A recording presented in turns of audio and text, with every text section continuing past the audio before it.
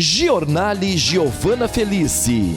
Oferecimento: Complexo Hospitalar Astrogildo de Azevedo, Unimed Santa Maria, Zana, Pampeiro Volkswagen, Rede Super, Multirural Agrocerealista Ferigolo e Unicred. Olá! No bloco Empreendedorismo desta quinta-feira, você acompanha a entrevista com o gerente da área de investimentos da Unicred Capital, Sandro Weber, que nos atualiza sobre as possibilidades de investimentos do cooperado e os benefícios da importante campanha lançada. Cooperar é o ponto, que permite diversas premiações no decorrer do ano aos cooperados da sua respectiva região de cobertura. No bloco direito, a presença da advogada doutora Deborah Tomás Evangelista, coordenadora do Polo Ensino à Distância da UBRA, Campus Santa Maria, que nos subsidia com informações referente à sua trajetória de 18 anos em gestão universitária, bem como sua atuação na advocacia. O bloco Saúde e Bem-Estar conta com os conhecimentos do cirurgião dentista, sócio-diretor da Odontologia Lauda, Dr. Luiz Paulo Lauda, doutor e especialista em implantologia, que nos esclarece sobre as inovações da odontologia digital e procedimentos realizados na clínica. E no bloco Cultura vamos receber a designer de joias e pesquisadora Graça Lisboa, que nos traz a sua experiência de visitas técnicas em vários países e a influência das joias no contexto cultural e social, por meio de projetos de design exclusivos desenvolvidos com referencial identitário. Giornale, em cada edição, personalidades e assuntos relevantes para você que prioriza a qualidade da informação.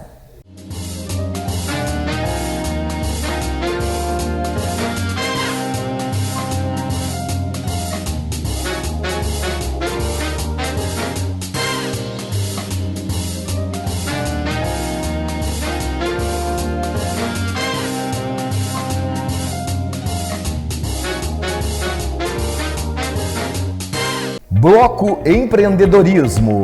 Um convite. Oneide Bombas Injetoras autorizada Bosch Diesel Center. Perfecta Artes Gráficas. Arquia Empreendimentos Imobiliários e Arquitetura. Facas Coqueiro. Evoa Marketing. E Rede de Postos Aires. Quem conhece, abastece.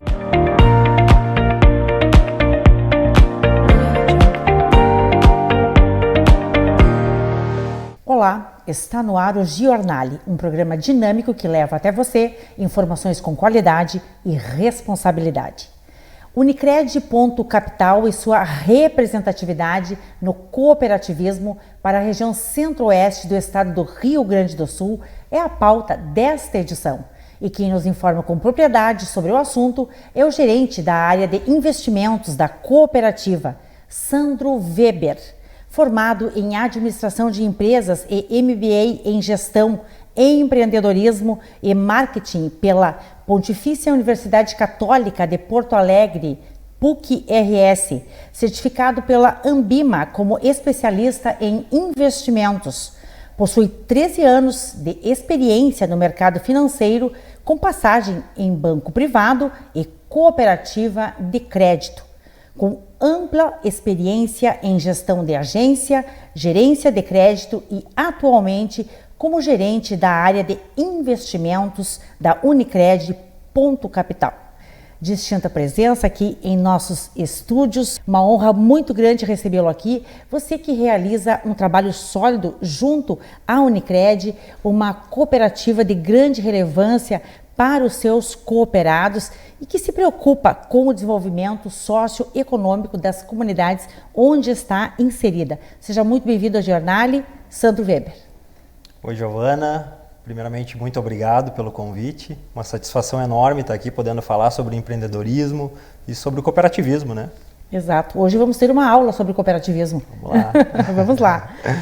Você faz parte da cooperativa há quase uma década. e atuou em outras agências Unicred do Estado, possuindo também experiência em instituição bancária. Quais as principais diferenças que podemos elencar entre o sistema bancário e o sistema cooperativo de crédito?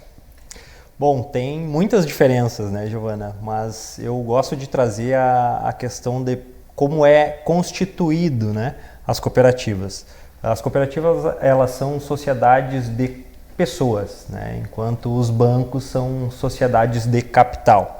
Então, os bancos têm como finalidade, né, principal a obtenção de lucro, e as cooperativas são voltadas para as necessidades das pessoas. E a partir daí a gente consegue ver outras diferenças também, que a gente pode trazer a própria gestão das cooperativas, que são mais democráticas e próximas aos cooperados. Digo isso porque nas cooperativas o cooperado, que a gente chama, né, ele tem participação ativa nas decisões. Então, nas assembleias que acontecem anualmente, né, o cooperado ele tem a participação e toma as decisões junto com os conselheiros e as diretorias, né? Então, isso é importante porque as cooperativas conseguem ter um olhar mais personalizado, né, e específico na comunidade, na localidade onde ela está inserida. Com certeza, são grandes diferenciais, né? Então podemos dizer que as principais diferenças entre banco e uma cooperativa já está na própria formação dessas instituições. né? Exato, e eu posso agregar, falando também que o fato das cooperativas, elas não têm a finalidade de obtenção de lucro como prioridade, né? E isso a gente pode trazer, claro, como qualquer outra empresa, ela precisa ser rentável, Claro. né? Ela precisa dar resultado positivo, né? Que é o que se busca. Claro, pela sustentabilidade do negócio, né? Mas o fato dela não ter isso como prioridade, isso proporciona que a gente consiga entregar taxas mais justas, então produtos mais aderentes, né, para o cooperado. E claro, obtendo resultado, né, a gente chama não de lucro, mas de sobras dentro das cooperativas. Sim. Essas sobras, elas são distribuídas para os nossos associados ou então até mesmo reinvestidas na cooperativa. Tudo isso é uma decisão que o cooperado participa e toma em conjunto com a diretoria. E essas informações, elas são pertinentes porque distingue a cooperativa, né? Conforme você falou, enquanto o banco é uma sociedade de capital que visa lucros, né, principalmente, é o maior objetivo, a cooperativa de crédito é uma organização de pessoas e o resultado é em grupo, né, de forma mútua, que é bastante relevante. Se tu me permite, Giovana, até eu gosto de fazer no dia a dia, né, uma comparação que hoje, se a gente tem como principal instituição um banco, onde eu tenho as minhas movimentações todas centralizadas em uma instituição financeira tradicional, de certa forma, se eu não for um acionista deste banco onde eu movimento, né, eu estou gerando receita, estou gerando lucro para um terceiro. Porque Exato. Muitas vezes, né, esses acionistas, na maior parte das vezes, estão em grandes centros, capitais, né, até mesmo no exterior. E nas cooperativas isso é diferente, porque quem recebe, né, essa receita, esse lucro que é gerado, são os cooperados na comunidade, na localidade onde ele está inserido. E os valores são reinvestidos na própria comunidade, assim como são reinvestidos na cooperativa ou distribuídos entre os membros na forma de melhores serviços e taxas. Não é? Sandro, quais as formas de investimentos que a Unicred Ponto Capital ela oferece hoje para o seu cooperado, considerando o perfil de público e considerando também o tempo de retorno desses investimentos? Bom, Giovana, a cooperativa ela vem se reestruturando e se reinventando, né, a cada dia. Né? Então isso é exponencial. Realmente. E o que a gente vem observando, né, nos últimos tempos, que pelo comportamento do nosso cooperado, né, a gente precisou expandir, aumentar o nosso portfólio de investimentos. Então, as cooperativas, né, no formato tradicional, elas oferecem títulos de renda fixa para os nossos cooperados, que são os tradicionais RDCs, LCIs, LFs, que são letras, né, que a gente pode traduzir, são recibos de depósitos cooperativos, letras de créditos imobiliários e letras financeiras, né? Mas tudo isso nada mais são do que instrumentos que as cooperativas utilizam para poder captar recurso e emprestar, né, em formato de financiamentos, créditos, né? E então rentabilizar a cooperativa. Então é uma intermediação. E hoje a gente vê que tem uma necessidade, até própria informação, né, o aumento pelo acesso às informações que a gente tem hoje, existe cooperados que têm um apetite maior a um certo risco e desejam maiores rentabilidades. E para isso, no mercado, a gente precisa explorar o mercado de capitais, claro, de renda variável. Porque existe, né, esse perfil de público. Né? Existe muito. Mais ousado. Mais ousado. O mercado costuma classificar, né, em 3 perfis. Arrojado. Conservador, moderado e arrojado, né? Então vamos dizer que as cooperativas elas se especializaram ao longo do tempo em um perfil mais conservador, mas é evidente que a gente precisou e vem se reinventando. Sim. Pela evolução do próprio mercado. Sem dúvida, né? A gente precisa se adequar, né, às necessidades que os cooperados têm. Então hoje a cooperativa ela está em fase de implantação, então posso trazer até como uma novidade, né? Mas nós temos previsto aí para dentro do segundo semestre de 2024 fazer o lançamento da DTVM da Unicred. Então a DTVM ela é uma distribuidora de títulos e valores imobiliários que nada mais é do que uma intermediadora também, mas do mercado de renda variável. Então isso vai possibilitar que o nosso cooperado ele acesse fundos de investimentos, fundos imobiliários, ações, então outros instrumentos que hoje a gente tem uma certa limitação. Então isso é uma vantagem, ouvindo as necessidades do nosso cooperado. Sim. E quando eu trago isso para cooperativas, eu tenho uma outra vantagem, que é falando da visão de lucro, né? Como as cooperativas ela não têm como finalidade principal isso, essas comissões que são geradas dentro da DTVM, elas são distribuídas também para o cooperado. Diferente do mercado hoje, que quem recebe essas comissões são os assessores, né, tradicionais das corretoras. Sim. Então, isso permite, ou melhor, isso mitiga um conflito de interesses que pode existir neste mercado. Né? Claro. E a cooperativa se torna muito mais competitiva, não é? Muito mais interessante. Não temos mais como não investir, né, na Unicred com todos esses benefícios. Então vamos ficar na expectativa aí, que é um grande ganho para o cooperado, a chegada do DTVM, né, que é uma plataforma de investimentos aberta, não é, Sandro? Isso é igual a investimentos no mercado todo. Isso aí. Ele bastante abrangente. Ele vai possibilitar que o nosso cooperado hoje ele consiga montar a carteira de investimento dele toda dentro da Unicred. Sim. Então hoje isso... o cooperado ele consegue fazer uma parte, mas quando ele quer explorar uma renda variável, hoje ele teria que migrar para uma corretora. Né? Mas no caso, a gente trazendo essa solução, ele pode fazer isso na totalidade dentro da Unicred. Ele resolve tudo dentro da Unicred, não é? Dentro da Unicred. Claro que a escolha do investimento ideal depende do perfil de risco do cooperado e do seu horizonte de investimento. Né? Então, os assessores financeiros da Unicred estão à disposição para oferecer os melhores financiamentos, os melhores investimentos, de acordo com a necessidade de cada cooperado. Perfeito. A gente tem um time de analistas, né, e de assessores que são capacitados para ajudar o cooperado, né, a montar essas carteiras e aí, claro, aderente ao perfil, né, seja conservador, moderado ou arrojado, né, dependendo e personalizando isso conforme a necessidade dele. Perfeito. A Unicred lançou uma importante campanha chamada Cooperar é o Ponto. É uma campanha muito interessante que objetiva muitas vantagens para o cooperado. Eu gostaria que você falasse dessas vantagens aqui para o telespectador do Jornale e quais os requisitos para participar dessa grande promoção que a Unicred Ponto Capital está realizando. Certo. A Unicred, ela tem, por cultura, né, sempre valorizar o seu cooperado, e ela acaba periodicamente promovendo algumas campanhas, algumas ações.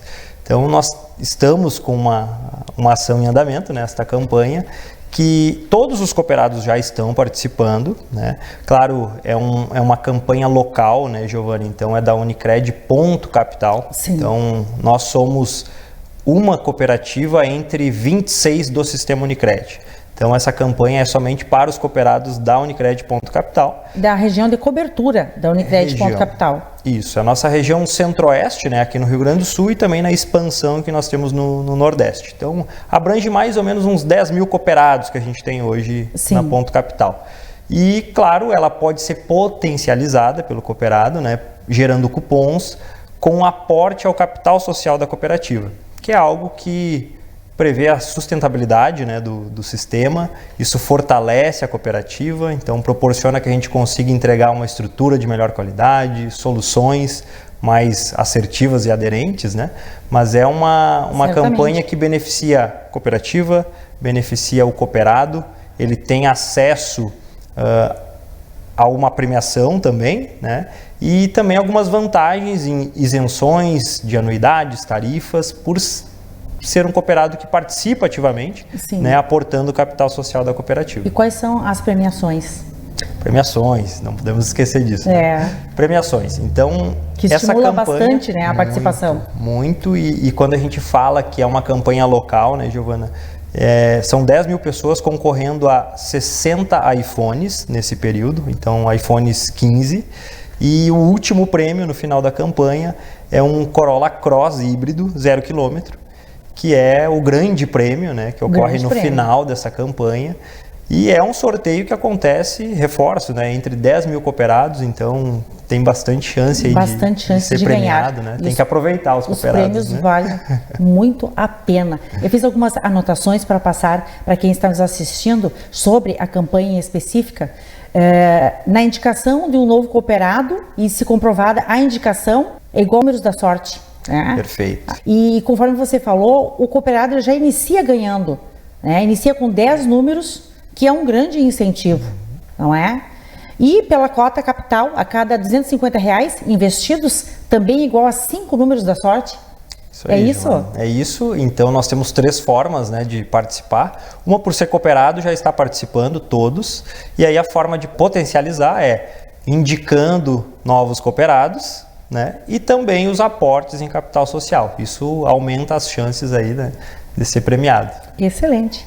Cooperar é o ponto, né? Muito sugestiva a campanha, também fortalece o vínculo entre os cooperados, né, e com o cooperado, com a cooperativa. Então todos ganham com isso, não é verdade? Isso aí, isso é cooperativismo, né, Giovana? Onde todos ganham, todos prosperam juntos. Isso é cooperativismo. Sandro Weber, parabéns pela sua visão empreendedora dedicada ao cooperativismo.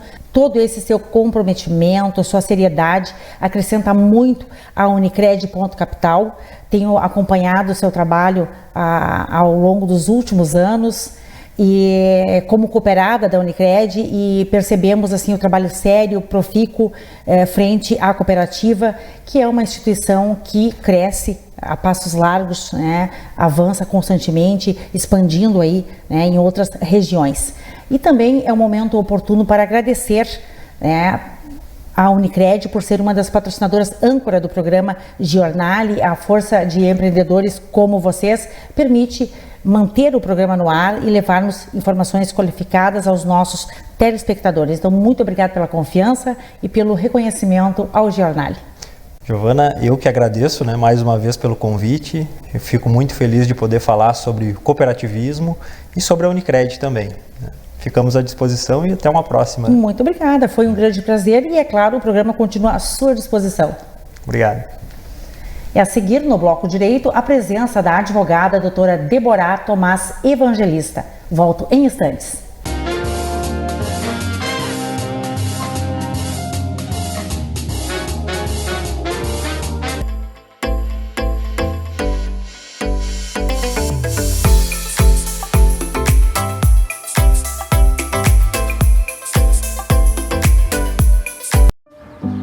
Onde tem Unimed, tem presença que transforma.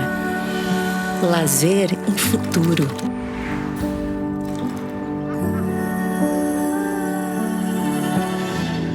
Saúde em rotina.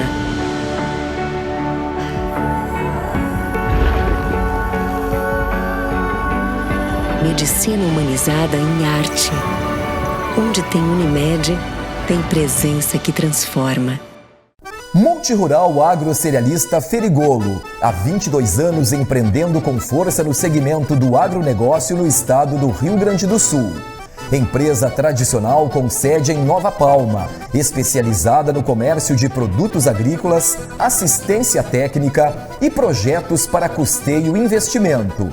Distribuidora oficial Bayer Crop Science, Calcários DB e Iara Brasil Fertilizantes. Recebemos grãos para armazenagem e comercialização nas unidades de Nova Palma, Júlio de Castilhos, Quevedos e em São Cepé.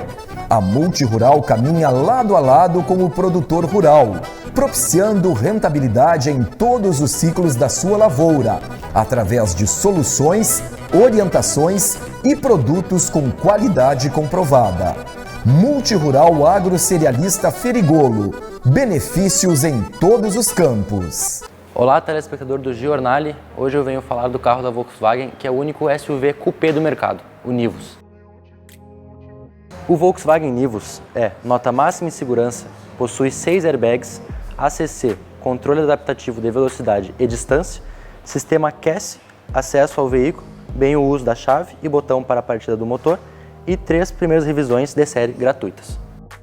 O modelo Comfortline possui assistente para partida em subidas, frenagem autônoma de emergência e sistema de frenagem pós-colisão. Já o Highline possui ar-condicionado digital Climatronic Touch, detector de fadiga e roda de liga leve 17. Venha fazer um test drive aqui com a nossa equipe da Pampeiro. Será um prazer recebê-los.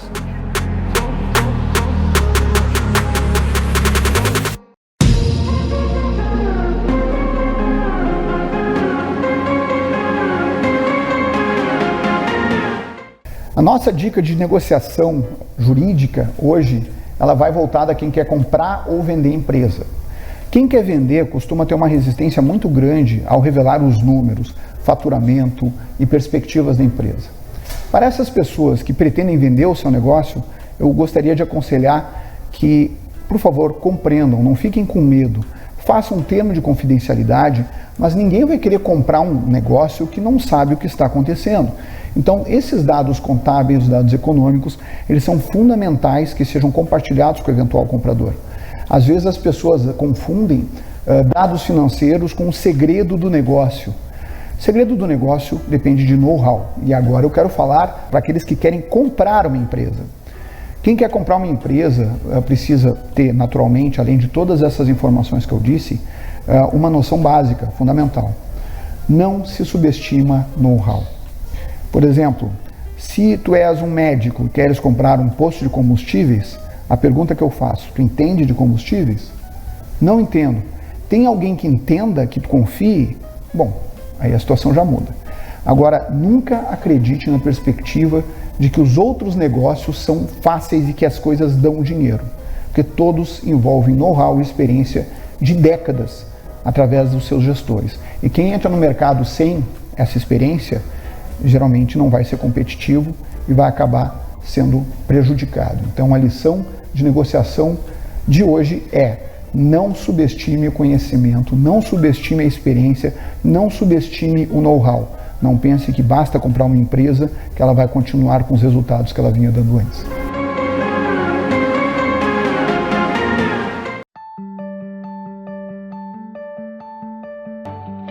O sistema de cirurgia robótica chega ao Complexo Hospitalar Astrogildo de Azevedo para atender a Santa Maria e região e fazer a diferença nas intervenções cirúrgicas de alta complexidade, utilizando tecnologia verdadeiramente de última geração. A chegada do robô Da Vinci Xi, o mais avançado equipamento disponível em nível mundial, permite a realização de cirurgias ainda mais seguras, mais precisas e muito menos invasivas, proporcionando mais rápida recuperação com menor tempo de internação. A cirurgia robótica é o futuro que chega hoje ao Complexo Hospitalar Astrogildo de Azevedo. 120 anos de história a serviço da vida.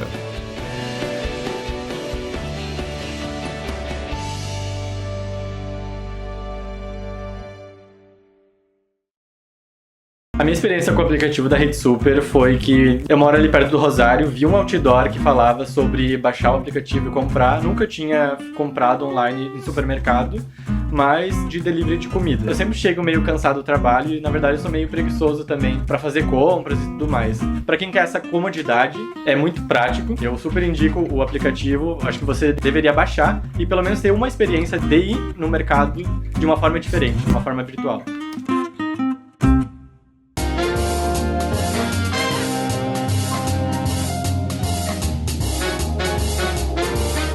Bloco Direito. Um convite. Protecta Veículos Especiais. PRS Monitoramento. E Sul Contábil Assessoria Empresarial.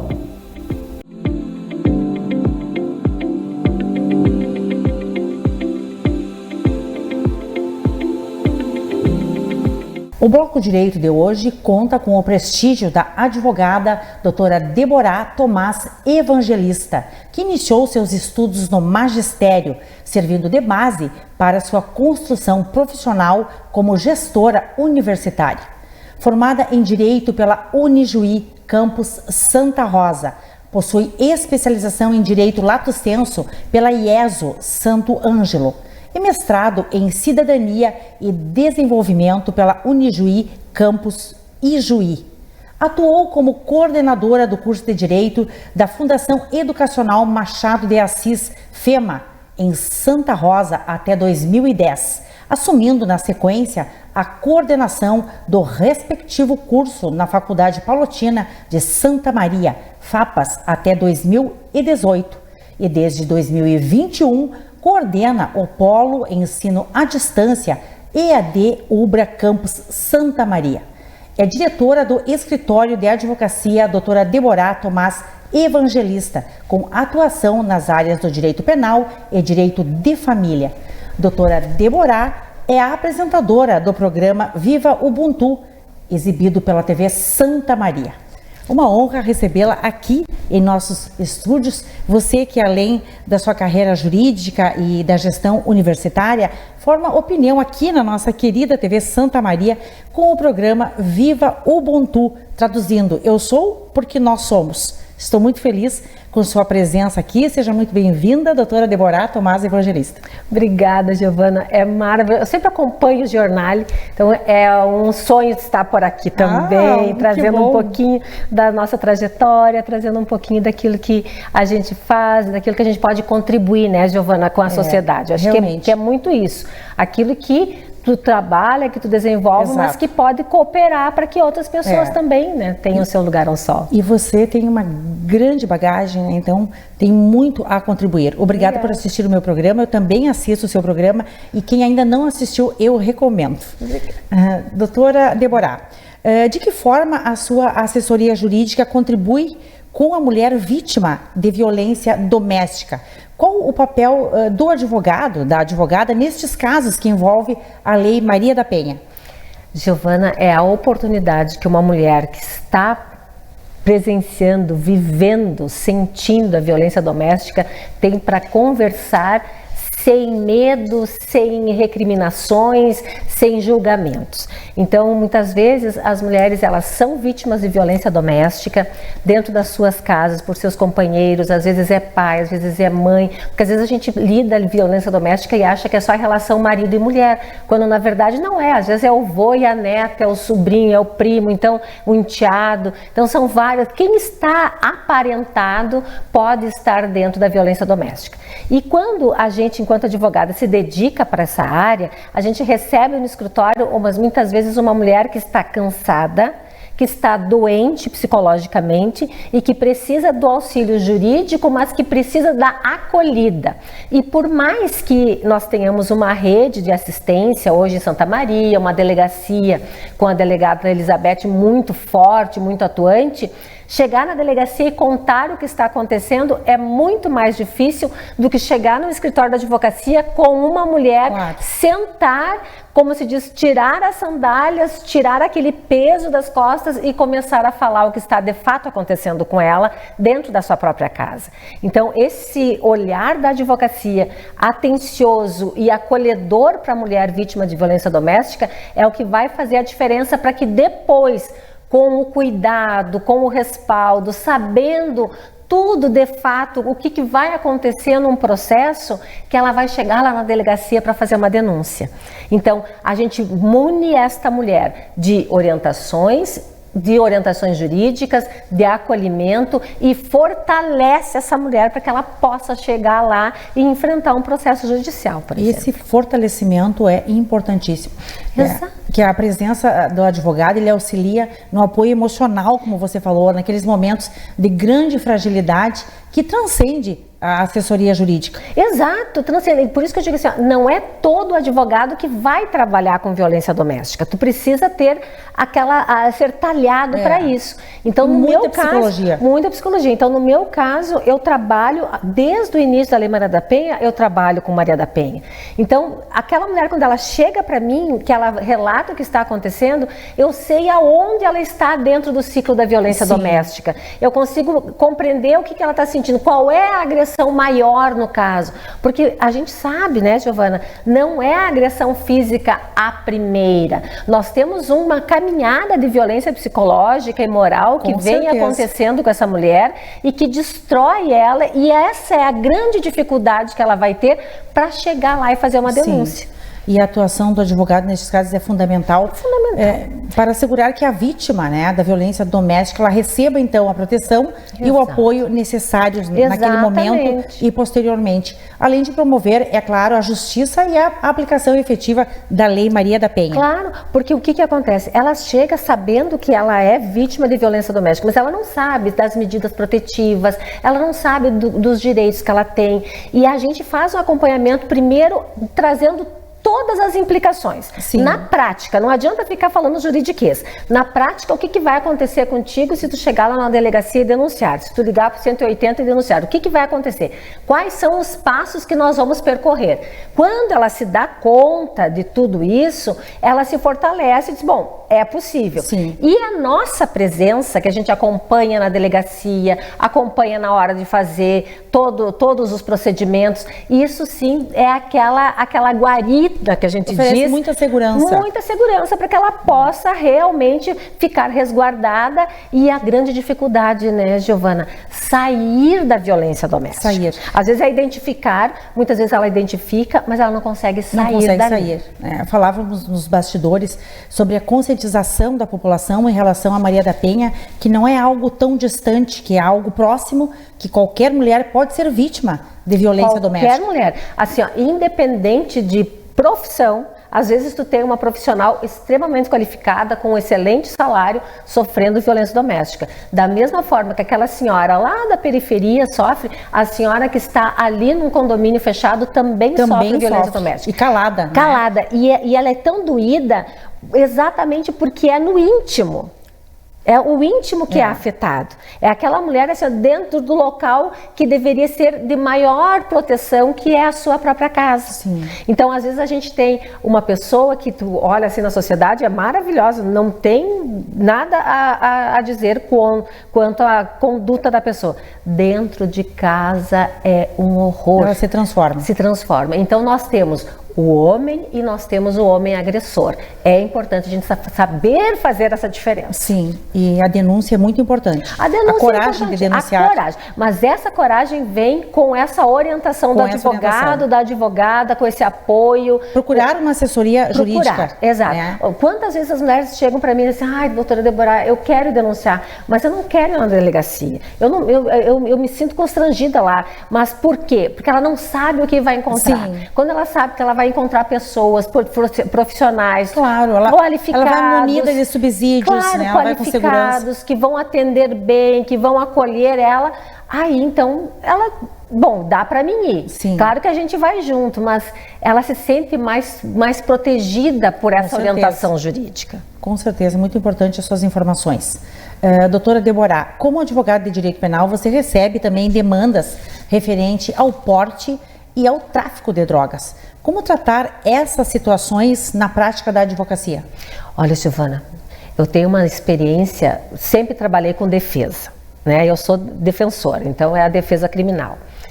Quantas vezes eu estou na minha casa, estou dormindo, toco o celular, é uma mãe, eu digo assim, é uma mãe do outro lado da linha, desesperada porque o filho foi preso em algum lugar em Santa Maria, aonde era um reduto de drogas. Muito triste. Essa mãe, ela já está fragilizada e ela está com aquele filho necessitando de orientação, cuidado, proteção e saúde.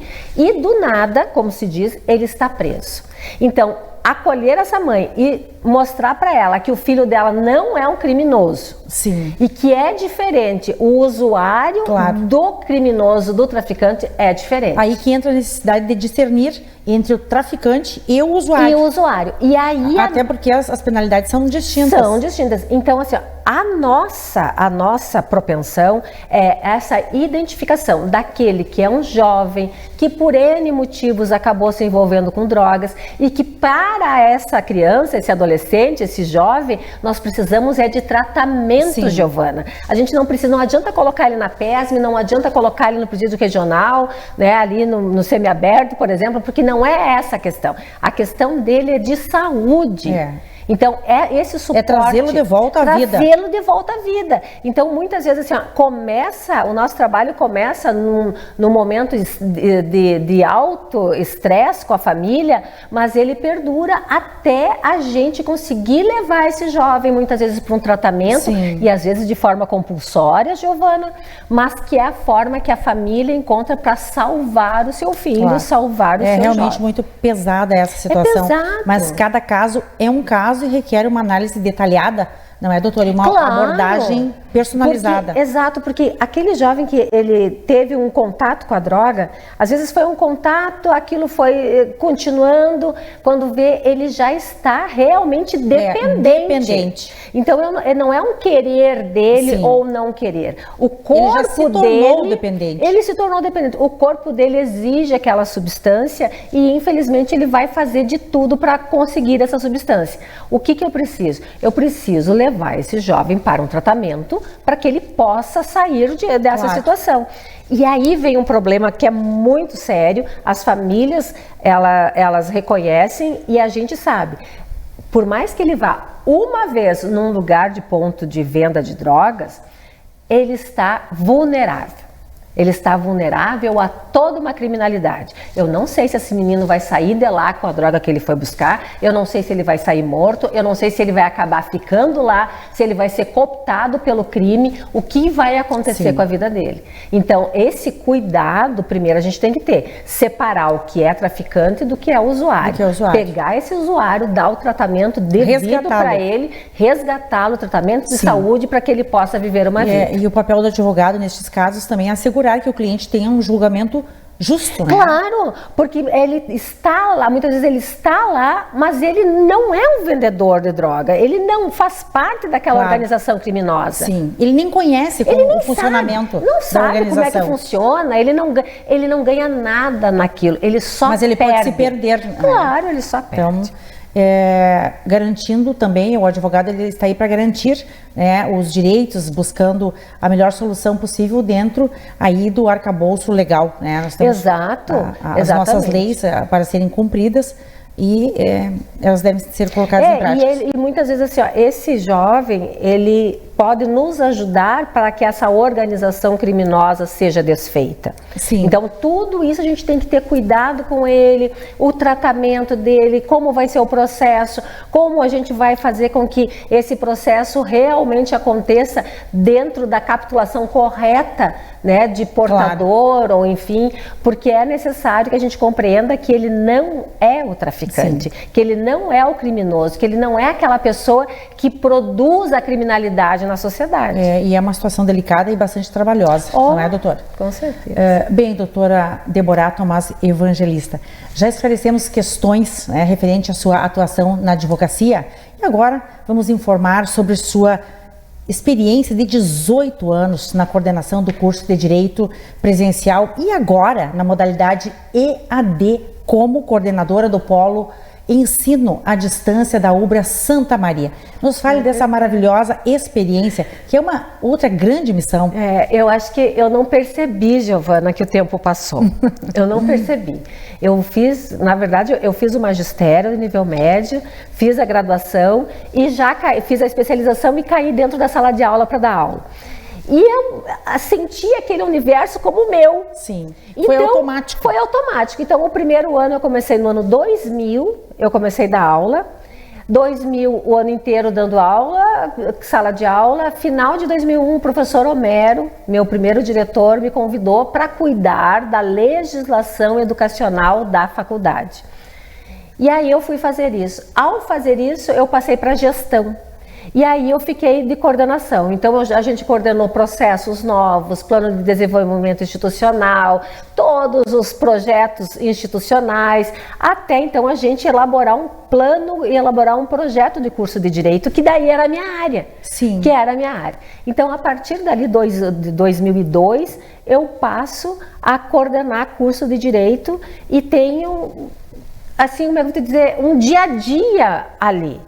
Então, 90% da minha vida foi dentro da sala de aula, foi na gestão, foi sabendo o que ia acontecer com o aluno vinha, aí os desejos, os sonhos daquele aluno. A prática do dia a dia. A prática do dia a dia. E aí, às vezes, anos a fio. E às vezes a gente diz assim, as pessoas dizem, Deborah, mas o professor de Direito não é fácil. Eu disse, não, mas é que ele é assim, ó.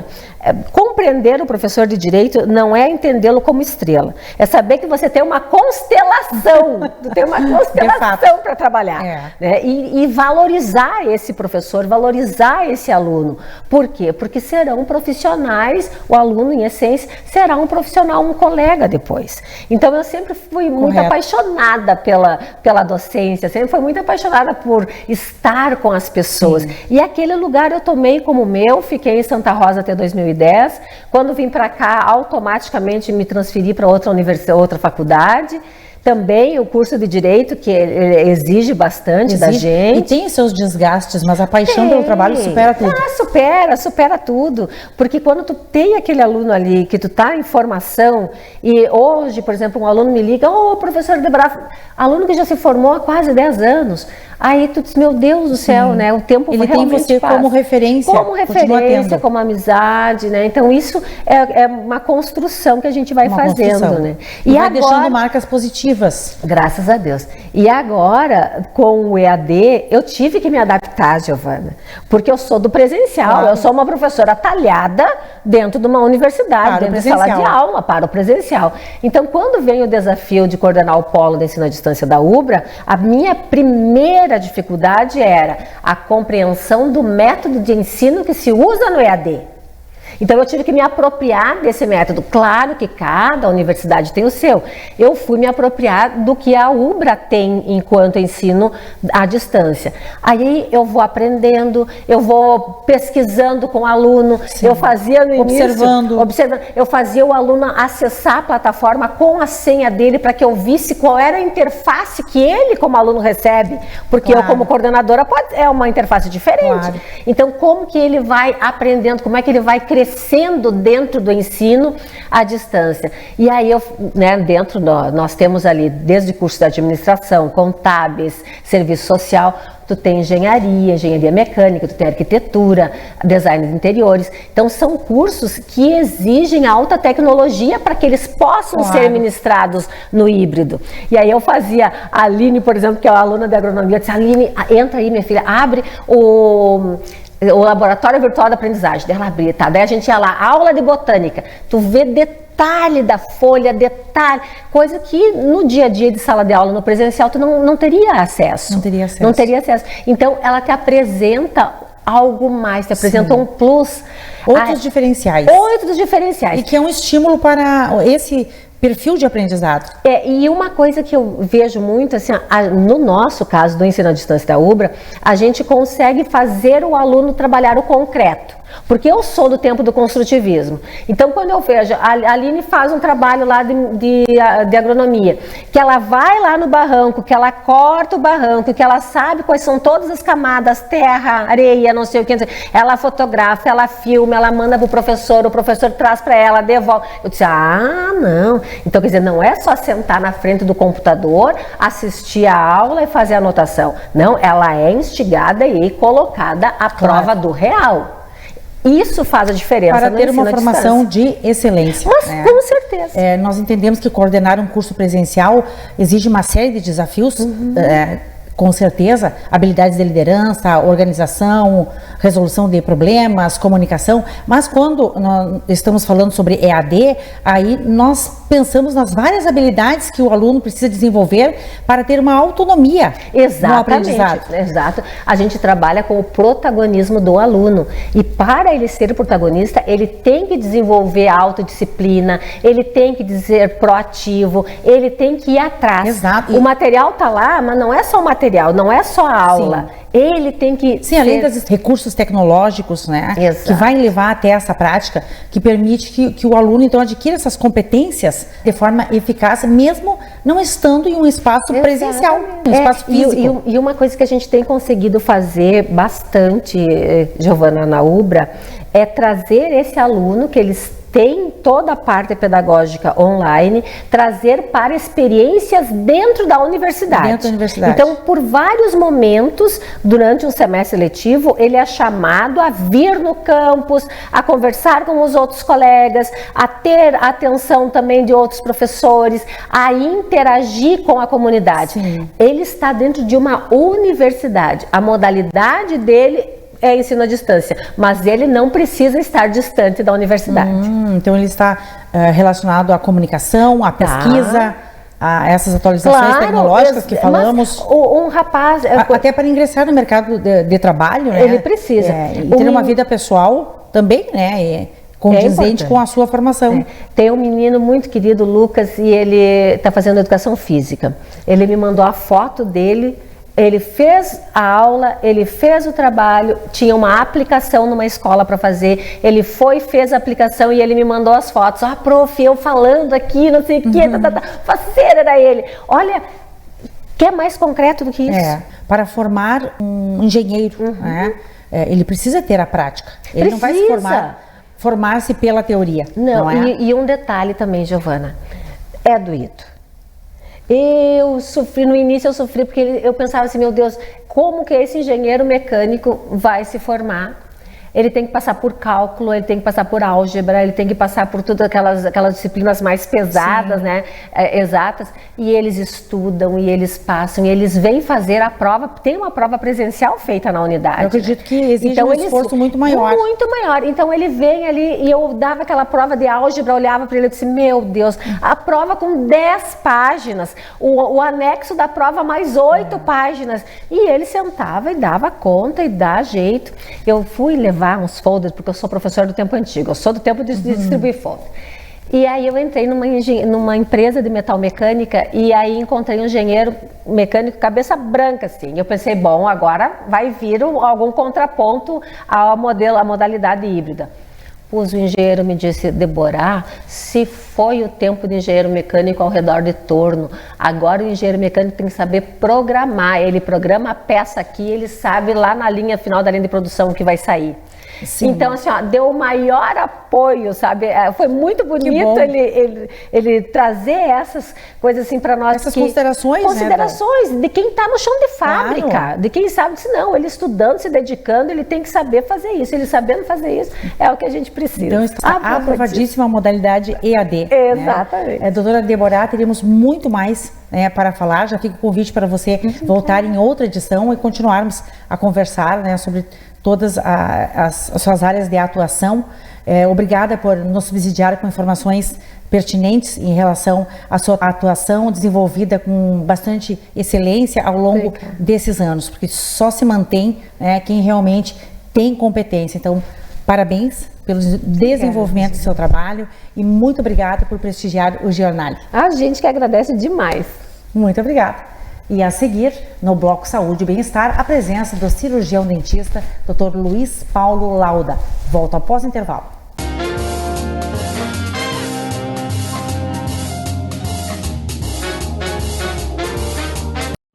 A Facas Coqueiro, com mais de um século de história, é uma renomada fábrica de facas, facões, cutelos, chairas e espetos, com forte vínculo às tradições gaúchas. Presente em todos os estados brasileiros e exportando para os países do Mercosul, a empresa combina habilidades artesanais com alta tecnologia, oferecendo 242 modelos de produtos, demonstrando seu principal ponto forte, a adaptabilidade. Está cada vez mais crescendo através dos diagnósticos permanentes daquilo que a clientela brasileira quer de uma cutelaria de nome, como é a Coqueiro. Além dos vendedores espalhados por todo o território nacional, a empresa apresenta um belo showroom na sede de sua fábrica, na Rua Padre Domingos Nostro, em Arroio Grande, Santa Maria. Facas Coqueiro, a alma do gaúcho na têmpera do aço.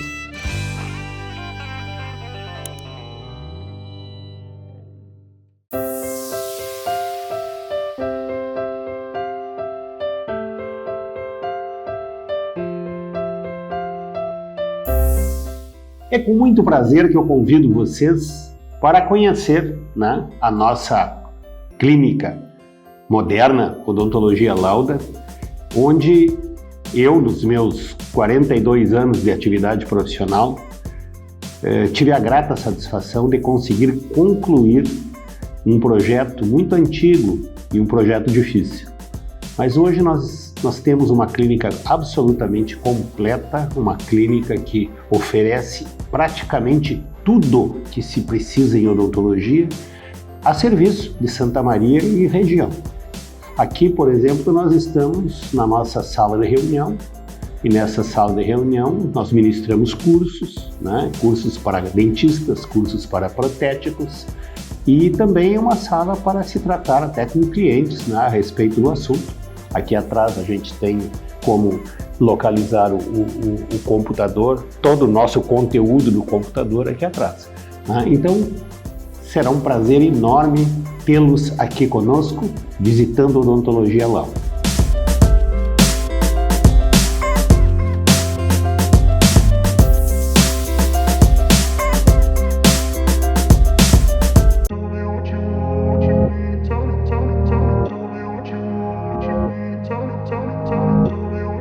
Olá, eu sou o Marcos Matos, diretor da Protecta e da Perfecta.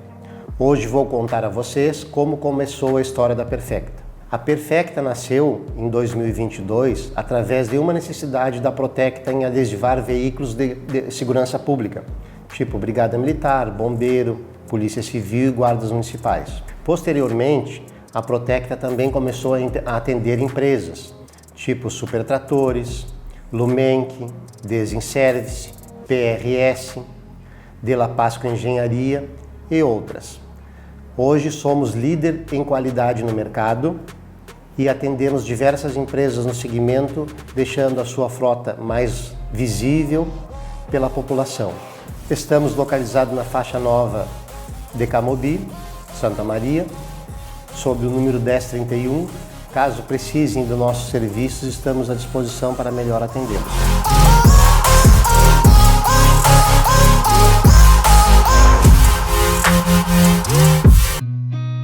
Seen a lot of change, been through a lot of pain. Some things are not. As pessoas que trabalham para a segurança têm que ter um filtro para saber se tem antecedentes criminais e todos, né, que trabalham de forma regular têm uma carteira. E ali, aquela carteira, ela só sai se você não tem antecedentes criminais. Então, o abigeato, ele é um crime. Então, na teoria, se ele está contratando alguém que tem antecedente criminal, é o mesmo que rouba ele. O desafio do campo hoje é a mão de obra. Para as próximas décadas, é um bem mais caro que a gente vai ter. Agora, a gente vai entender o seguinte: como que é feita a fiscalização disso? Por denúncia. Aí eu sento à mesa e digo, por que ao emitir a nota fiscal de um serviço, já se na fonte não se identifica que é tal serviço, que deve ter o alvará da Brigada Militar, que é um órgão que capta recursos. Será que precisaria aumentar os impostos se eles cobrassem só as empresas de segurança clandestinas? Meu Deus! O número é absurdo. A Brigada Militar teve semana passada, bateram foto com a gente, que a gente já tem aos 15 anos da empresa, nós temos o alvará.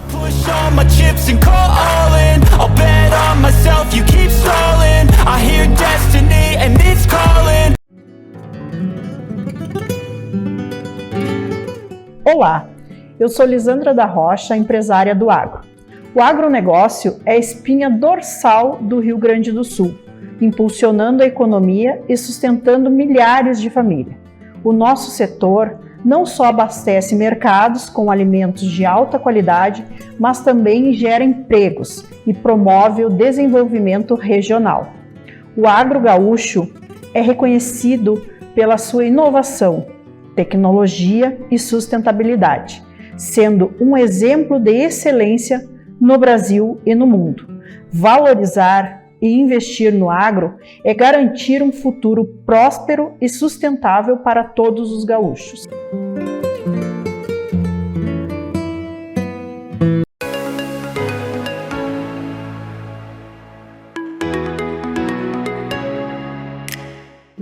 Olá, eu sou Julissa Paspalotto, diretora da Essencial Acessórios, e hoje vou mostrar para vocês um pouco da nossa linha Festa.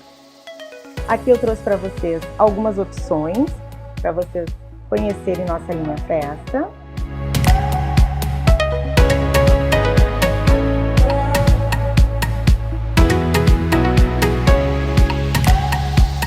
Aqui eu trago para vocês este material que nós utilizamos nas consultorias, porque inclusive aqui na loja você pode trazer o vestido, o sapato, fica muito mais fácil de escolher os looks.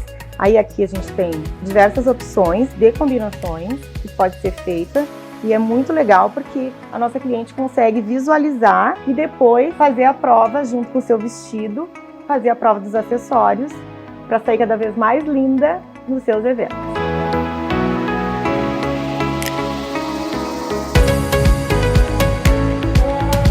Os acessórios são peças fundamentais na composição do look e nós estamos aqui para ajudá-las a se sentirem cada vez mais lindas e seguras para qualquer ocasião. Será um prazer atendê-las aqui no Essencial Acessórios.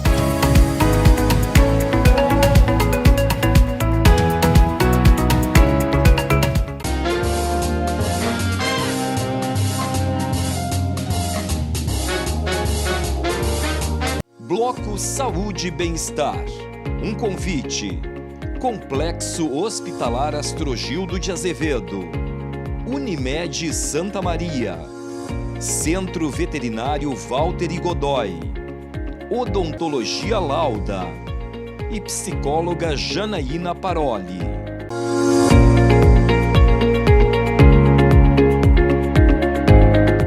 Voltamos com o Giornale. O entrevistado do Bloco Saúde e Bem-Estar de hoje é o cirurgião dentista Dr. Luiz Paulo Lauda, formado em odontologia pela Universidade Federal de Santa Maria, a UFSM, especialista em implantodontia pela Universidade Cruzeiro do Sul, Unixul, São Paulo, com mestrado e doutorado em implantodontia no Instituto São Leopoldo Mandic, São Paulo. É sócio-diretor da Odontologia Lauda, com uma atuação de destaque em odontologia digital.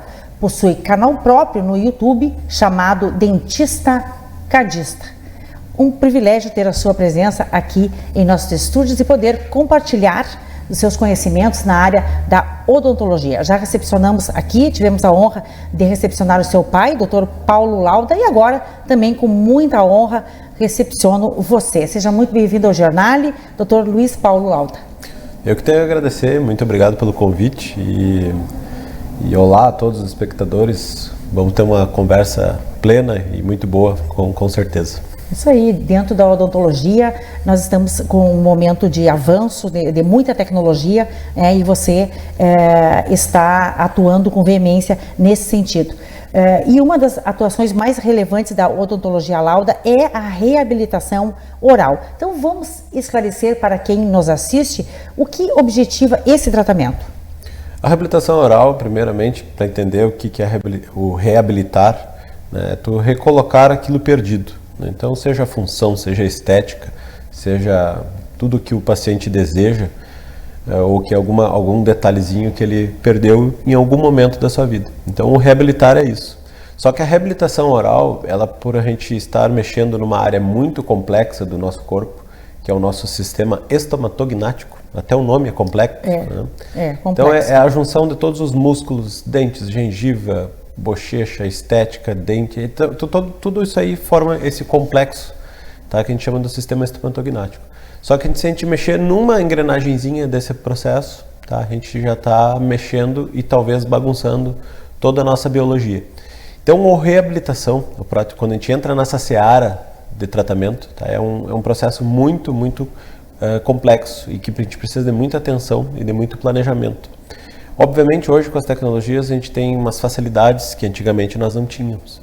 Então, a odontologia hoje ela é pioneira, né, quando a gente está falando da digitalização do corpo humano.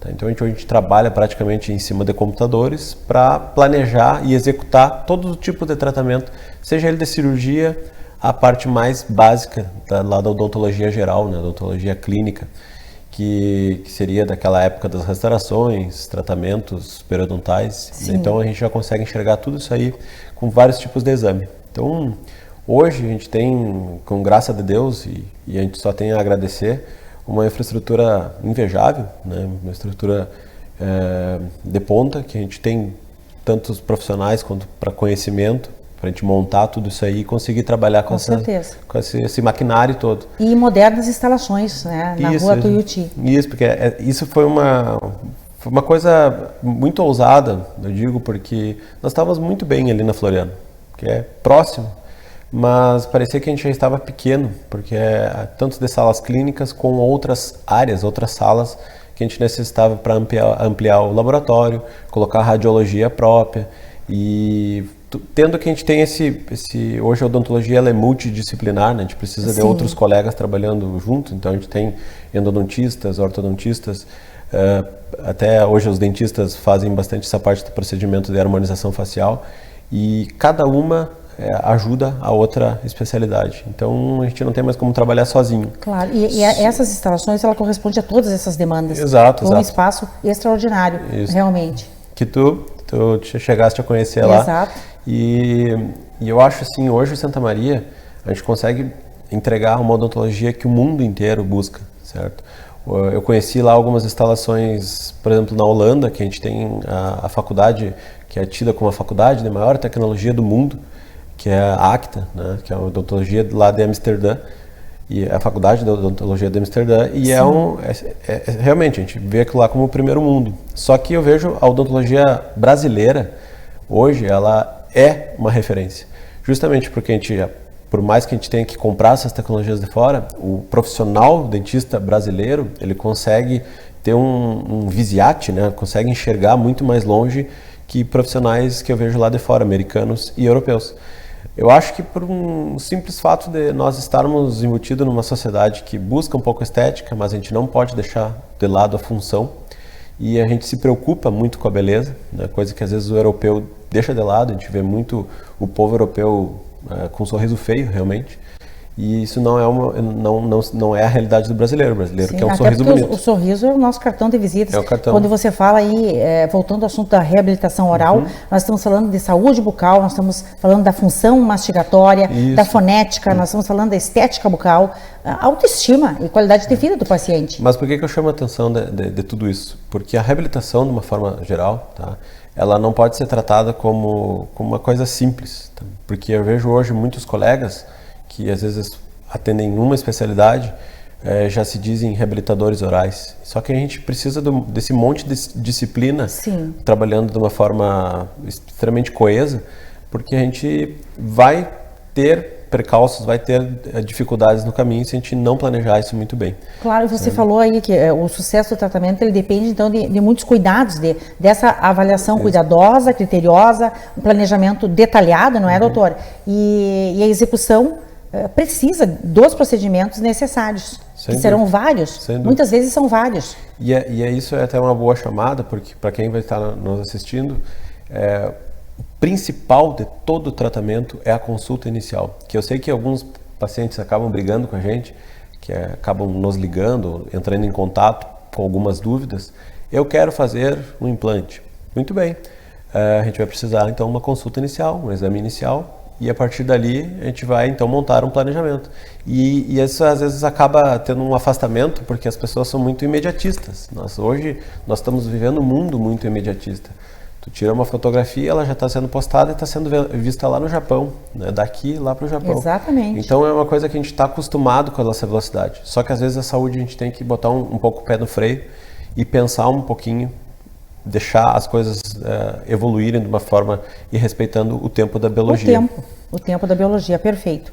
Você já falou sobre a odontologia digital, mas gostaria que você falasse dos benefícios da odontologia digital, especificamente em relação ao tratamento de implantes. Como se comprova esses benefícios na prática, doutor?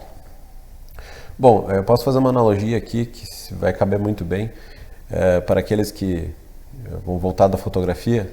Quem tirava, a gente está fazendo esses vídeos aqui, a mesma coisa de uma fotografia. Antigamente precisávamos fazer isso aí de uma forma analógica, botar a foto, o vídeo num filme para depois ser revelado. Era um trabalho e tanto. Né, para depois ser então impresso num papel, e obviamente aquilo ali era físico. Né? Hoje, com a odontologia digital, imagina tudo isso aí virtual, com capacidades de software incríveis, que a gente consegue enxergar o exame antes mesmo de a gente fazer qualquer tipo de coisa com o paciente. Então, esse aí seria a principal vantagem. Né? Mas com isso, a gente já tem outras vantagens que vocês podem estar imaginando, que é o compartilhamento, né? Como a gente estava falando no assunto anterior, é o compartilhamento entre profissionais e o próprio paciente. Então, se aquele exame, se aquele planejamento, se aquela ideia, se aquela visão, se aquela fotografia, né, sobre aquele escaneamento 3D, ele é virtual, eu consigo manipular, compartilhar isso aí de uma forma muito mais fácil que fosse físico. Então, essa visualização em 3D, ela permite, né, que o profissional, tanto o profissional quanto o paciente, compreendam como está a arcada dentária e os tratamentos que deverão ser feitos. E pode ter até uma previsão do resultado desses futuros tratamentos? Sem dúvida, sem dúvida. Hoje o prognóstico que nós temos dos tratamentos, eles estão muito mais montados em caixinhas, né, em protocolos que a gente tem que seguir, porque eles já estão pré-prontos. Obviamente que todo tratamento odontológico ele é extremamente personalizado para cada paciente. Então, para isso que a gente precisa desses exames, dessa conversa, desse exame clínico, que a gente ali vai elencar as necessidades daquele paciente para aquele momento e passar para aqueles passos, né, que até a gente chegar lá no resultado final. Então, nós podemos dizer que a odontologia digital ela revolucionou, né, a maneira de diagnosticar, planejar, executar tratamentos. Sem dúvida nenhuma, sem dúvida. Se tu for olhar, eu estou indo para 14º ano de formado e eu basicamente não uso aquelas técnicas, aqueles modelos iniciais que eu fazia de exames clínicos lá na faculdade. Então, e se tu for olhar isso em questão de saúde, isso é ontem. Né? 10 anos para a ciência não é praticamente nada. Então, ver que a velocidade que as tecnologias, a velocidade que hoje as coisas giram, é realmente incríveis. E ela transformou a prática odontológica, trazendo benefícios significativos. Nós estamos falando de benefícios reais, tanto para pacientes quanto para profissionais, que melhorou a precisão no tratamento, não é, doutor? A eficiência, a experiência do paciente e tratamentos menos traumáticos também. Isso é excelente tu citar, porque realmente a experiência do paciente, assim como do profissional, elas são outras. Né? Hoje, vamos lembrar que com certeza alguém que passou num consultório odontológico já fez aqueles moldezinhos, né? Aquelas moldeiras chatas, que dava aquela sensação de engasgamento. Hoje a gente faz com um escâner intraoral. Então é como se fosse uma canetinha, que ela está tirando dezenas e dezenas de fotos por segundo, montando isso aí de uma forma tridimensional que vai para um computador. Ao vivo a cores e com muito mais resolução que o molde. E a gente consegue duplicar isso aí quantas vezes for necessário. Se precisasse, por exemplo, de algum molde diferente, eu teria que repetir o molde para repetir o modelo e ali o estudo seria físico. Claro. Então só isso aí já mudaria muito. Tá, mas tem muito mais, né? Hoje esses exames radiográficos e tomográficos que nós temos é com muito mais qualidade, né, e de forma virtual. Antigamente tinha que imprimir as chapas, olhar aquilo ali num papel. Hoje não, hoje num software, num monitor de alta resolução, que a gente consegue visualizar aquilo ali de uma forma tridimensional, como é na realidade. Sim. Né? Então é inúmeras vantagens que nós temos a elencar aqui. Excelente, doutor. Realmente é a tecnologia odontológica ao nosso alcance, não é? Bem, você também, né, além de toda a sua atuação profissional, você tem um canal no YouTube chamado Dentista Cadista. Dentista Cadista. Eu estava pensando como é que eu ia chamar o canal, porque eu não queria vincular ele com o consultório. Porque eu acho que são coisas separadas, mas que uma alimenta a outra. E o dentista cadista nada mais é que uma profissão que surgiu justamente com todas essas tecnologias. O profissional dentista, que está lá na frente de todas essas máquinas, paciente, exames, ele vai precisar sentar na frente do computador e entender todos esses processos, entender todos esses softwares, entender como é que faz o computador. E aí surgiu a profissão cadista, que vem lá da engenharia, que vem lá da arquitetura. Né? Então, hoje, quando tu vai fazer uma casa, tu vai fazer um projeto. Esses projetos antigamente eram feitos à mão, hoje não são mais, hoje são feitos no computador. Melhorando, foi feito agora os 3Ds, né? A gente consegue fazer as maquetes virtuais. Exato. E a odontologia é exatamente isso, Só que para fazer funcionar, para fazer um bom trabalho, a gente precisa saber tudo isso. E desde 2016, quando a gente começou esses investimentos de um laboratório digital, fresadoras, impressoras 3D, eu senti muita necessidade, uma falha, né? Porque é tudo muito novo, que profissionais da área ou empresas que tinham soluções e elas não tinham. Né? Então, foi uma jornada inicial muito ruim, muito dura. E hoje as coisas já estão bem diferentes, mas ainda a gente está engatinhando. Né? Então, o canal do YouTube nada mais é que era uma vontade, uma coisa que veio realmente de dentro, por eu não conseguir ter isso na época e talvez facilitar e colocar isso para fora, né, de uma forma muito mais... E hoje você tem facilidade de comunicação, o que é bastante importante. E tu sabe que está sendo uma experiência muito legal. Tá? Eu sempre gostei de fotografia, sempre investi bastante nessa parte de audiovisual. E então uma coisa foi juntando com a outra. Então todas essas coisas, quando tu falar de tecnologia, falar de computador, são coisas que sempre tudo é evolução, né? Não, e sempre me chamaram muita atenção. Eu sempre gostei, né, de estar usando esses produtos. E agora com o YouTube, então a gente acaba tendo uma vontade extra, né? Algo mais. Colocar esse conteúdo. Então, por meio desse canal, você orienta, leva informações sobre cursos, mentorias que auxiliam outros colegas dentistas, protéticos. Eu já assisti o seu canal, é por isso que eu estou informando. Então, é muito interessante, e até realmente. Pessoas fora da odontologia, né, que vêm de outras áreas da tecnologia, elas estão... Eu vejo lá porque a gente tem as métricas do YouTube, e tem pessoas totalmente aleatórias da odontologia que estão curtindo bastante o conteúdo. O canal. Parabéns, então, por essa iniciativa. A gente é um bebê ainda, né? A gente começou faz alguns meses e a gente já está tendo uns resultados bem bacanas. Um bebê que está crescendo, Isso. Firme e forte. Obrigada, doutor Luiz Paulo Lauda, pelos seus esclarecimentos, foram essenciais as suas colocações sobre suas áreas de atuação dentro da odontologia, e eu agradeço também pela Odontologia Lauda ser uma das patrocinadoras do Bloco Saúde e Bem-Estar do Giornale. Obrigada pela confiança e eu agradeço a sua disponibilidade e gentileza para estar aqui hoje. Foi um grande prazer recebê-lo e volte sempre. Mas eu que agradeço novamente. E com certeza, a gente vai voltar a ter outras conversas diferentes. Ótimo. Muito obrigado, realmente. E já é a segunda vez que nós nos encontramos na frente das câmeras. Das câmeras. Né? Agora nesse novo estúdio aqui. Então tá muito bom. Exatamente, volte sempre, estou sempre à sua disposição. Muito obrigada. E no Bloco Cultura vamos receber a designer de joias e pesquisadora Graça Lisboa. Volto já.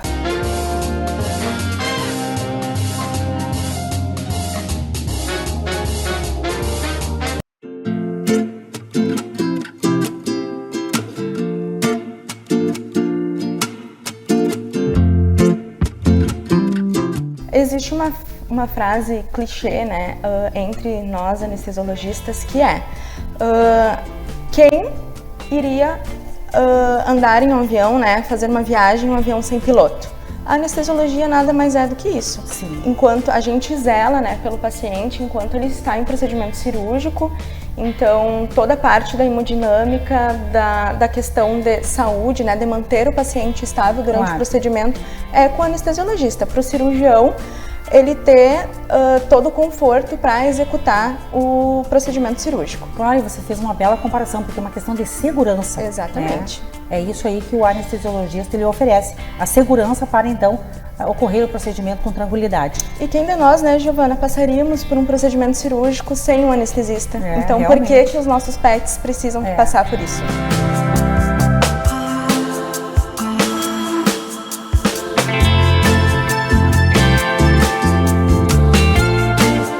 Na Evoa, ajudamos profissionais de saúde e clínicas a se destacarem no digital, tornando-os referências na região onde atuam. Desenvolvemos estratégias personalizadas para cada profissional da área da saúde. Com nossa expertise em marketing médico, construímos um cenário de maior excelência e melhor qualidade nos agendamentos. Faça parte do grupo de médicos que atendemos por todo o Brasil. Entre em contato pelo nosso WhatsApp ou nos chame no Instagram, @evoamarketing, e se torne referência na sua região.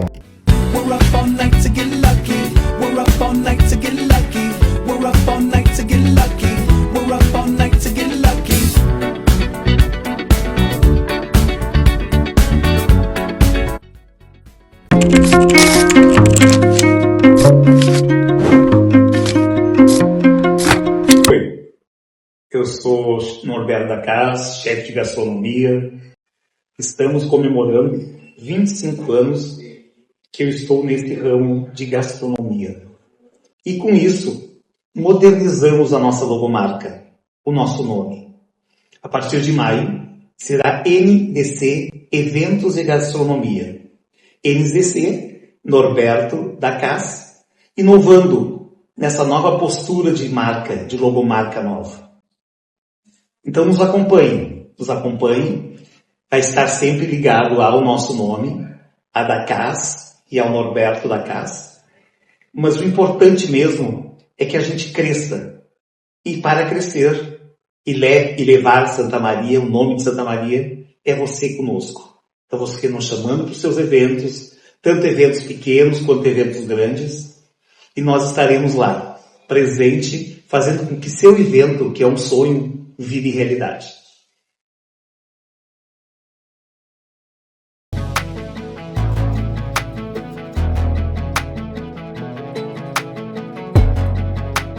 Olá, eu me chamo Ricardo Barreto e hoje eu vim aqui na Frazão Iluminação para falar um pouco dos produtos utilizados no apartamento AS. Com um estilo elegante e minimalista, o projeto conta com uma iluminação indireta.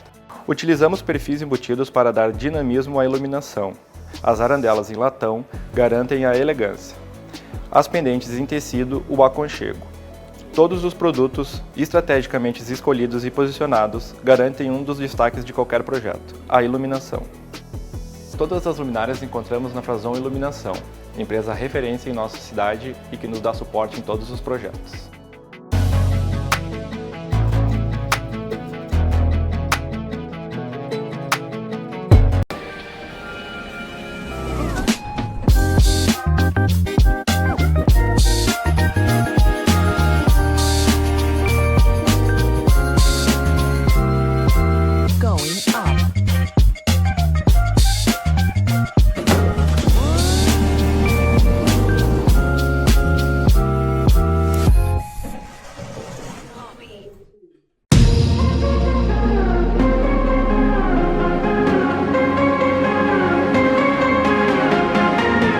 Estou aqui para falar sobre o hospital.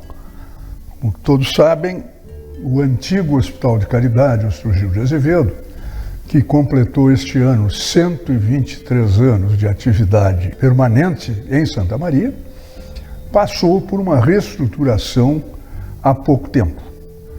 É que as exigências governamentais a respeito de se manter um atendimento humanitário à população geraram necessidade de algumas modificações. Em primeiro lugar, foi indispensável que se, infelizmente, abrisse mão do atendimento gratuito. O nosso hospital é um hospital, por assim dizer, público, mas com gestão particular.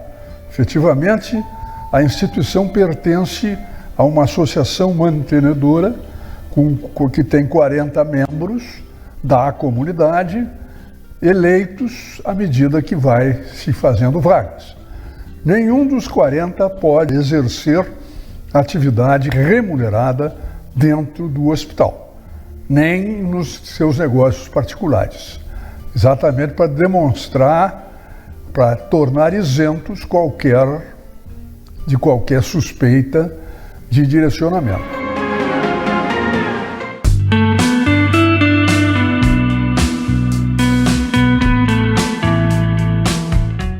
Bem-vindo ao seu futuro lar, no condomínio Vista de São José. Esta casa térrea, de alto padrão arquitetônico e construtivo, é perfeita para uma família que busca espaço e muito conforto. Com 3 suítes, uma delas com closet, todas se abrem para um pátio encantador, um verdadeiro luxo. A área de estar com lareira, sala de jantar e espaço gourmet com parrilla são ideais para seus momentos de lazer. Já se imaginou curtindo este pátio com uma belíssima piscina numa noite de verão? Tenho certeza que você adorou este imóvel. Então, entre em contato com a Arquia. Será um prazer atendê-lo.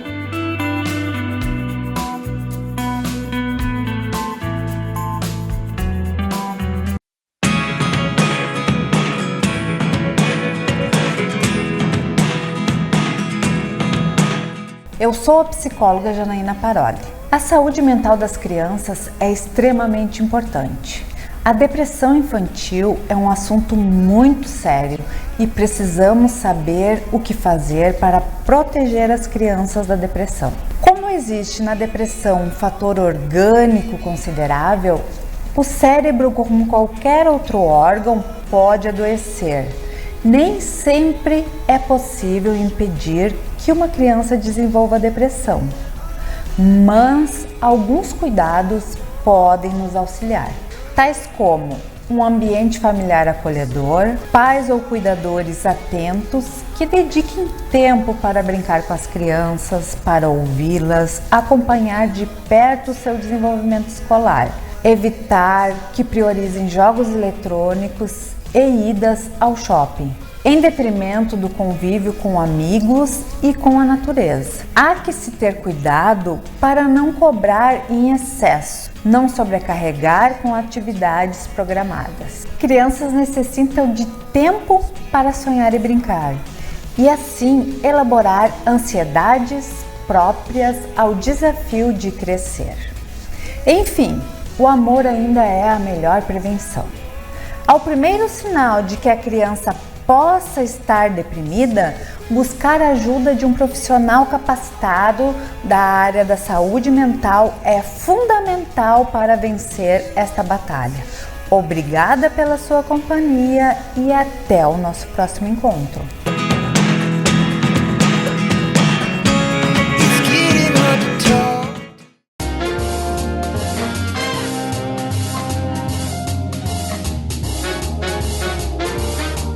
Bloco Cultura.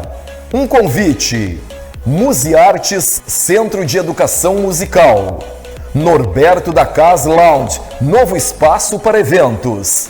Léo Guedes, Makeup Artist. Vinícola Velho Amâncio. Essencial Acessórios. E Tecnosom, instalação de som e alarmes.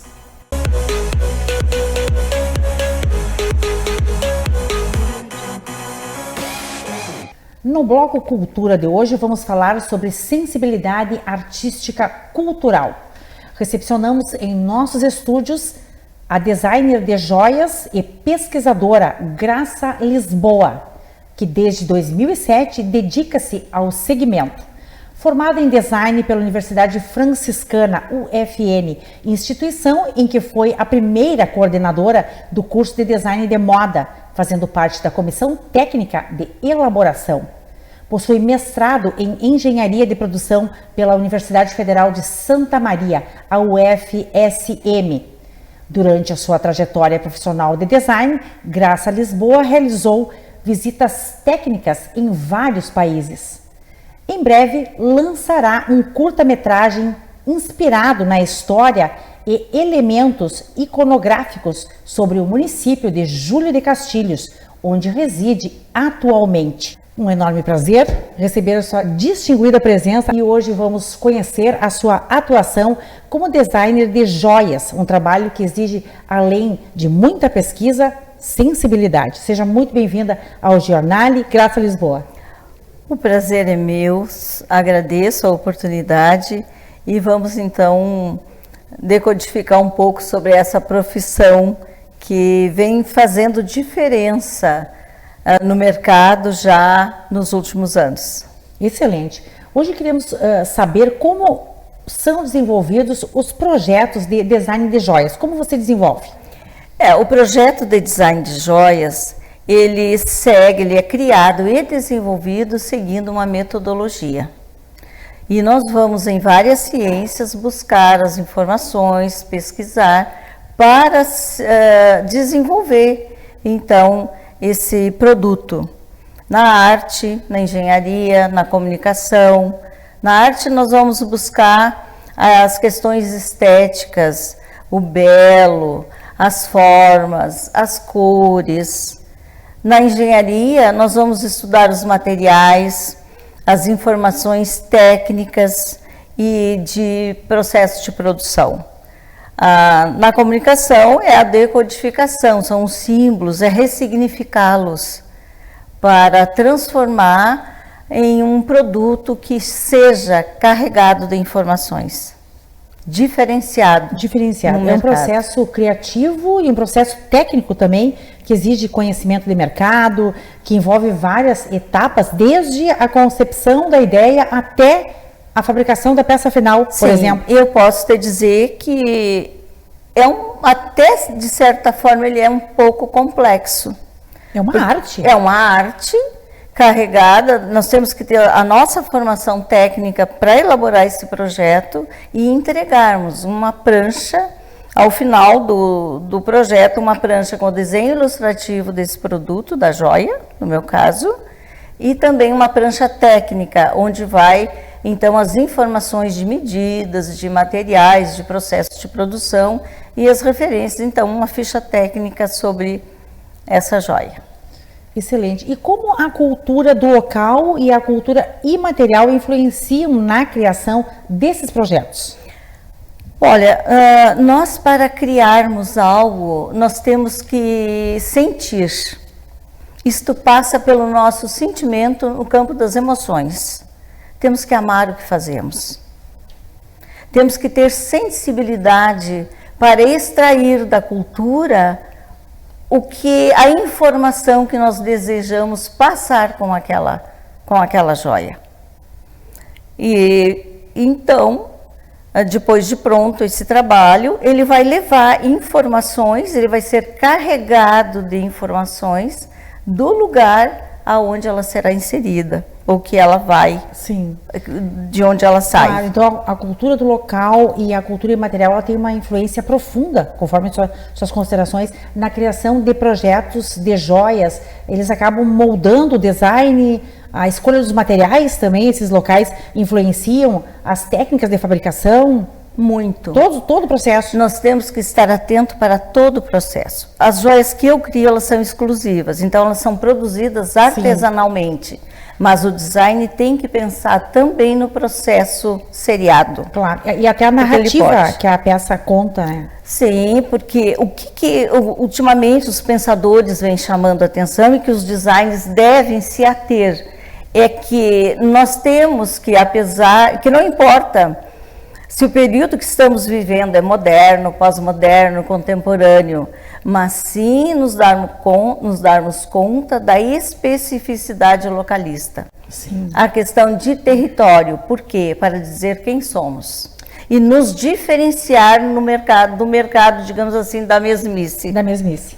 Então, eles funcionam como fonte de inspiração para os designers certo, de joias. Né? Certamente, e aí nos dão a oportunidade de lançarmos no mercado, entregarmos um produto com diferencial, claro, com identidade. Sim, além de esteticamente bonitas, culturalmente significativos. Sim, porque esse produto, ele, no mercado, ele no momento que ele sai para o mercado, ele partilha valores sociais e culturais.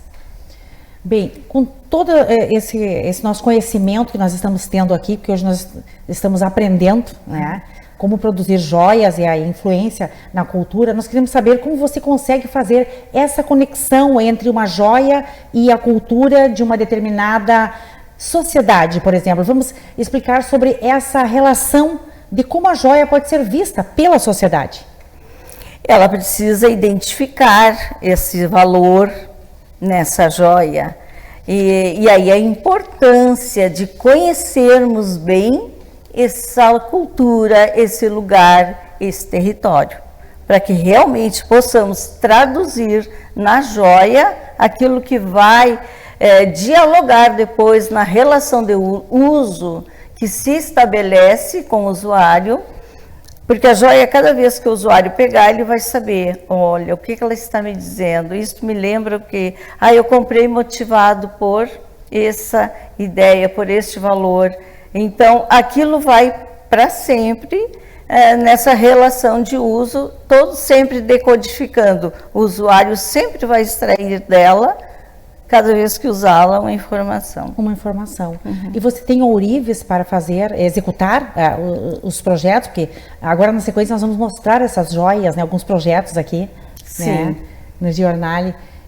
Os ourives, eles fazem a joia para você, ou você entrega o projeto e a pessoa que adquiriu, ela também pode fazer a joia?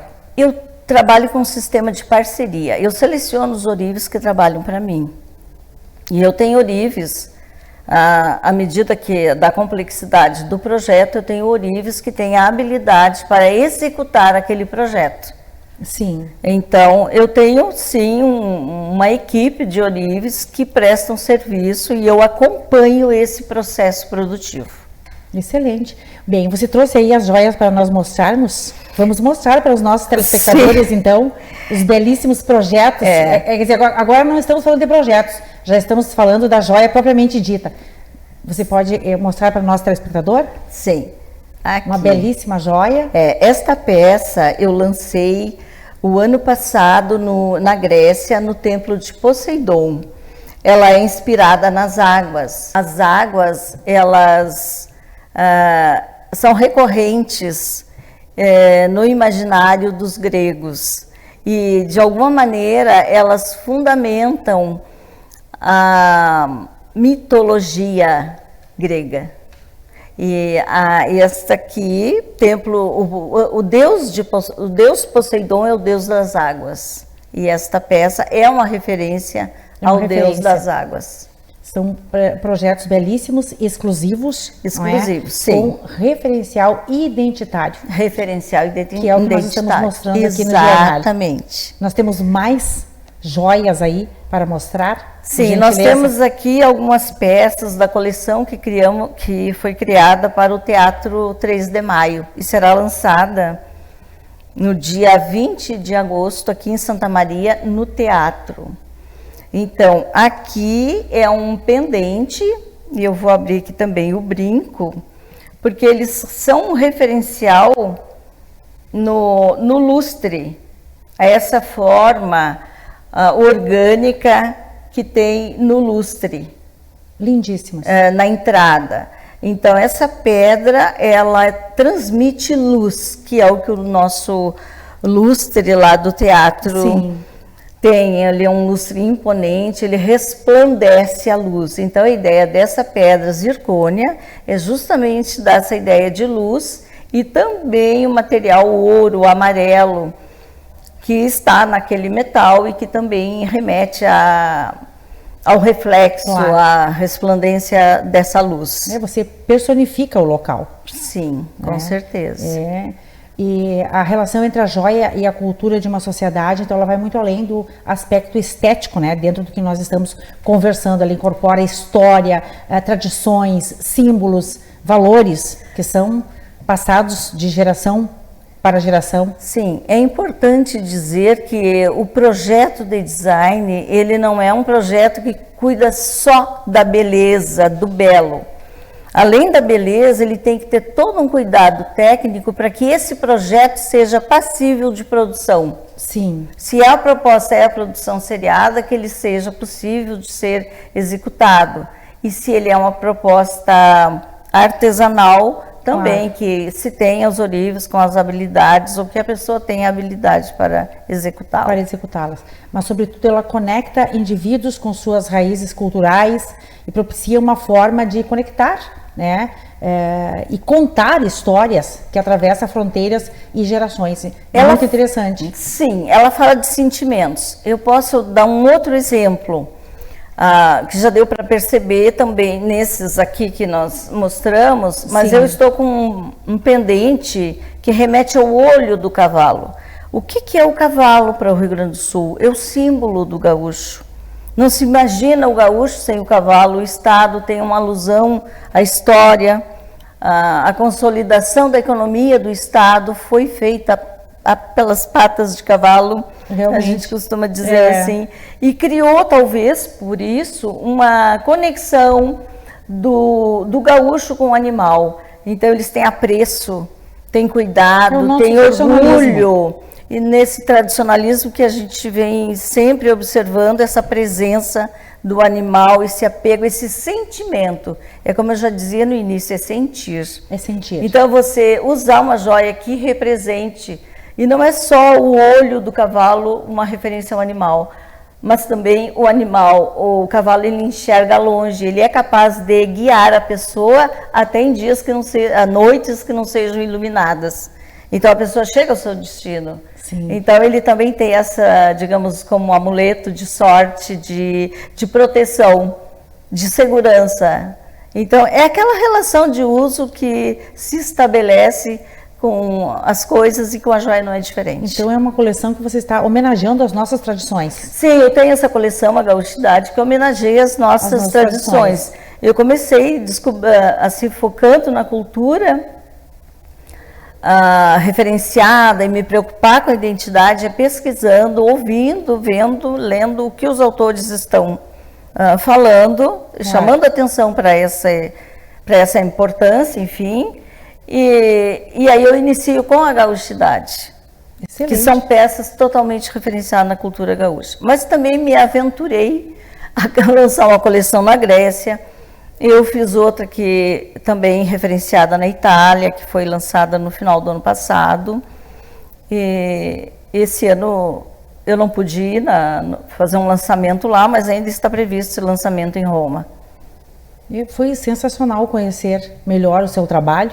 Certamente que muitas pessoas desconhecem como é feito todo esse processo, né, de produção de joias. É uma atuação peculiar, de fato, né?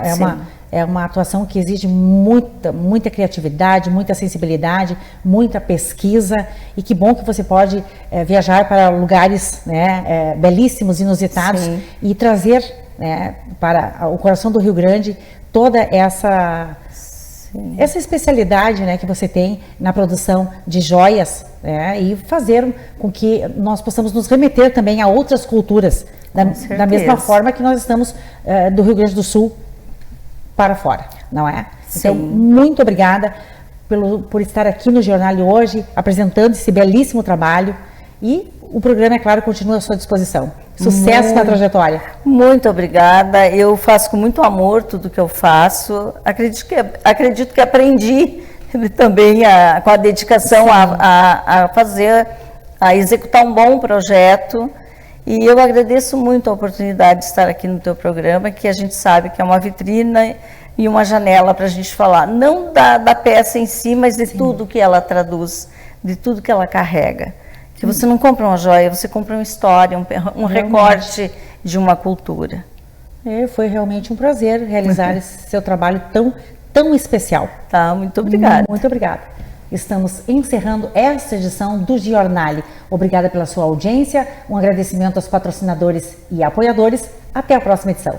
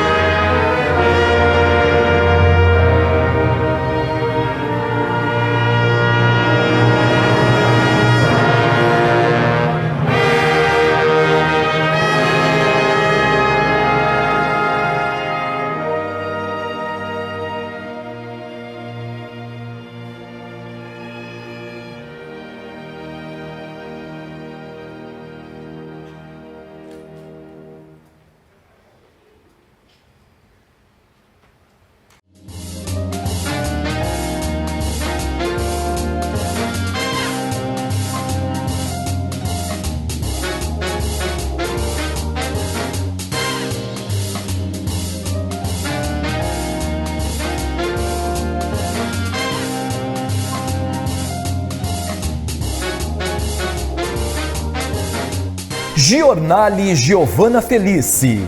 Oferecimento. Complexo Hospitalar Astrogildo de Azevedo. Mais de um século a serviço da saúde. Unimed Santa Maria. Aqui tem gente, aqui tem vida, aqui tem Unimed. Zana. Visite nossas lojas em Santa Maria, no Calçadão e Royal Plaza Shopping. Pampeiro Volkswagen. Há 64 anos fazendo de cada cliente um amigo. Rede Super, a rede da sacola amarela. Multirural Agrocerealista Ferigolo, benefícios em todos os campos. E Unicred, a cooperativa de investimentos com soluções financeiras para você e para o seu negócio.